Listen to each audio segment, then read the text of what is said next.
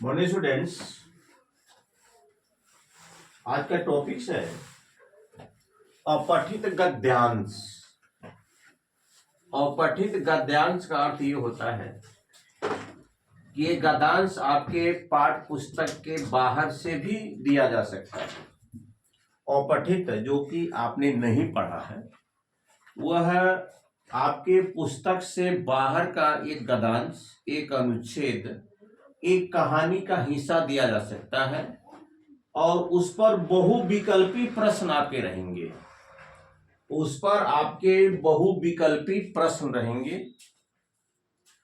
और इस सारांश को, इस गद्यांश को पढ़ना आपको है और इस गद्यांश से संबंधित जो नीचे में प्रश्न दिया गया है उसको आपको विकल्प उसके रहेंगे और उसको आप विकल्प को चुनकर देना है। विकल्प जो सही आपको लगे, इससे जो रिलेटेड्स हैं, विकल्प जो आपका इससे रिलेटेड है, उसी आंसर को आपको इसमें अपने उत्तर पुस्तिका पर संकेताक्षर देकर लिखना है। तो देखिए, सबसे पहले हम लोग तो इसका मीनिंग आपको एकदम ध्यान पूर्वक परीक्षा में पढ़ लेना, क्योंकि पहला दिन संस्कृत है, पहला दिन आपका एग्जामिनेशन में संस्कृत है, इसलिए मैं संस्कृत पे ज्यादा फोकस अभी दे रहा हूं। तो देखिए, पढ़ा जाए इसको। क्या है परीक्षा में आपके रहेंगे गद्यांश पर आधारित बहुविकल्पीय प्रश्न, और ये जो भी रहेगा वह 5 अंक का रहेगा परीक्षा में। अधोलिखितम गद्यांशम पठित्वा, नीचे लिखे गए गद्यांश को पढ़कर प्रदत्त प्रश्नानाम उत्तरानी, दिए गए प्रश्नों का उत्तर विकल्पों से चुने। 2-3 विकल्प दिए हुए रहेंगे, 3 विकल्प कम से कम जरूर दिए रहेंगे, उसमें से आपको चुनकर लिखना है। सूर्यवंशे सर्वप्रथम, सूर्यवंश में सबसे पहले मनुर नाम निरूपा अभवत, मनुर नाम का एक राजा हुए।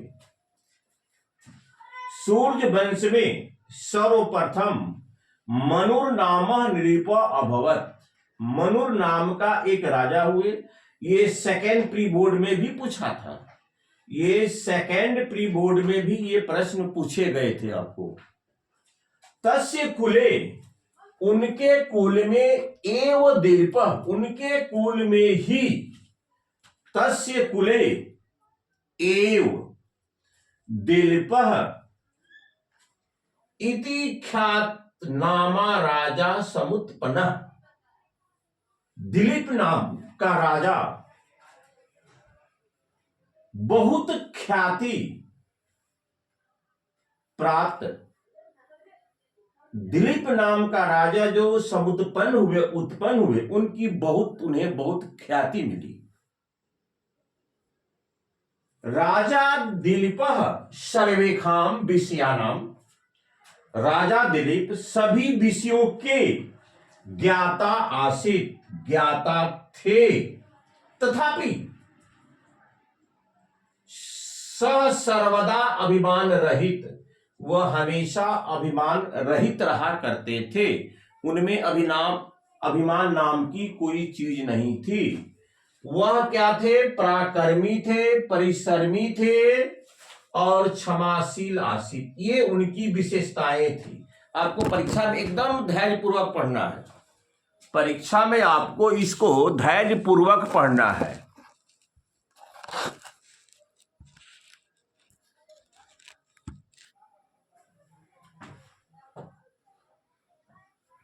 परीक्षा में आप इसको धैर्यपूर्वक पढ़ना है। दिलीप न्याय पूर्वक पितृवत च प्रजापालन करोति अस्म, दिलीप पिता की तरह न्याय पूर्वक प्रजापालन किया करता था। प्रजया रक्षणे सर्वदा उद्यत भवति अस्म, वह हमेशा प्रजा की भलाई के लिए तत्पर रहा करते थे।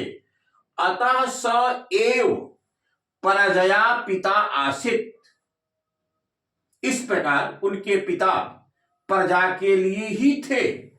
राजा दिलीप यदा चिरम संतति न अलभत, जब राजा दिलीप को बहुत दिनों तक संतान प्राप्ति नहीं हुआ, तदा तब तम गुरु वशिष्ठम संतति प्राप्तुम कामधेनु पुत्र्या नंदनया सेवार्थम आदिशत। तब गुरु वशिष्ठ ने संतान प्राप्ति के लिए नंदनी नाम के कामधेनु को सेवा करने का आदेश दिए। दिलीप स्वभार्या सह, दिलीप अपने पत्नी के साथ 21 दिन गो सेवाम अकरोत, गाय की सेवा की। द्वाविश तमे 22वें दिन एक सिंह नंदिनाम आक्रमयत, एक सिंह ने नंदिनी गाय पर हमला किया, आक्रमण किया। दिलीप गो रक्षये, राजा दिलीप ने गाय की रक्षा के लिए स्व शरीर समर्पितम, उसने अपने शरीर को सिंह के सामने समर्पित कर दिया। प्रसन्ना नंदनी तस्मै, नंदनी गाय नंदनी प्रसन्न होकर उन्हें संतति का वरदान दिया, संतति का वरदान दिया। अब इस हम लोग सारांश को तो पढ़ लिए। अब सारांश जब पढ़ लिए, अब इसके विकल्प को हम लोग को पढ़ना है, और विकल्प में जो सही होगा उसका संकेताक्षर देकर ही आंसर देना आपको है। दिलीप कया सह गो सेवा अकरोत, दिलीप ने किसके साथ गो सेवा किया? मंत्री दिया हुआ है, भार्या दिया हुआ है, गुरु दिया हुआ है। मंत्री के साथ, भार्या के साथ, गुरु के साथ। यहां पर देख रहे हैं भार्या के साथ। स्वभार्याय, तो भार्याय है खो में, तो एक का खो देकर परीक्षा में लिखने का तरीका, आप केवल संकेत मत दीजिएगा। एग्जामिनेशन को उत्तर पुस्तिका के मूल्यांकन करने में भारी असुविधा होती है। एक का खो केवल नहीं दीजिएगा, वर्ड भी दे देंगे तो उसको मूल्यांकन करने में सुविधा होती है। नंबर 2 में है दिलीप किमर्थम स्वशरीरम समर्पितम, राजा दिलीप ने अपने शरीर को किसके लिए समर्पित कर दिया? क्यों समर्पित कर दिया? कौ में है गो रक्षा, गाय रक्षा के लिए, पुत्र रक्षा के लिए, तो भाई गाय रक्षा के लिए। तो 2 में संकेत अक्षर कौ देंगे और लिखेंगे गो रक्षाय, गो रक्षाय। उसके बाद है नंबर 3 में क्वेश्चन है, सूर्य वंशे सर्वप्रथम कह नृप अभवत, सूर्य वंश में पहला नृप कौन हुआ? दशरथ, दिलीप, मनु। सूर्य वंशे प्रथम मनु नाम नृप अभवत, मनु हुए। ऑप्शन आपका गौ सही हुआ, इसमें ऑप्शन को सही हुआ। इसमें 3 नंबर में देंगे गौ, संकेत अक्षर देकर देंगे मनु। क्वेश्चन नंबर आपका 4 है, गुरु वशिष्ठ कस्या सेवार्थम आदेशत, गुरु वशिष्ठ ने किसकी सेवा करने के लिए आदेश दिए? तो गुरु वशिष्ठ ने किसकी सेवा? नंदनी का, सिंह का, कामधेनु का, नंदनी का। तो नंदनी है कौ में है, तो कौ संकेत अक्षर देकर आपको लिख देना है नंदनिया, नंदनया। वो 5वां नंबर का प्रश्न आपका है, दिलीप कति दिवस पर्यंतम गो सेवाम अकरोत, दिलीप ने कितने दिनों तक गो सेवा की?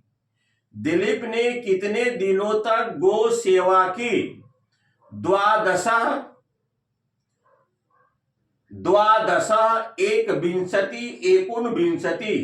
21 दिन उसने सेवा की थी।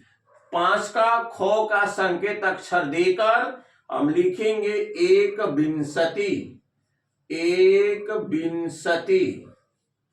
एक विंशति भार्याय गोरक्षयाय एक का खो देंगे, संकेत अक्षर देकर तब आपको शब्द को लिखना है, अन्यथा उसे असहूलियत होगी उत्तर पुस्तिका के आपके मूल्यांकन में। चूंकि एग्जामिनर जब 2-4 कॉपी सह लेते हैं तो आंसर शीट मिला जुलाकर यादाश्त में आ जाती है।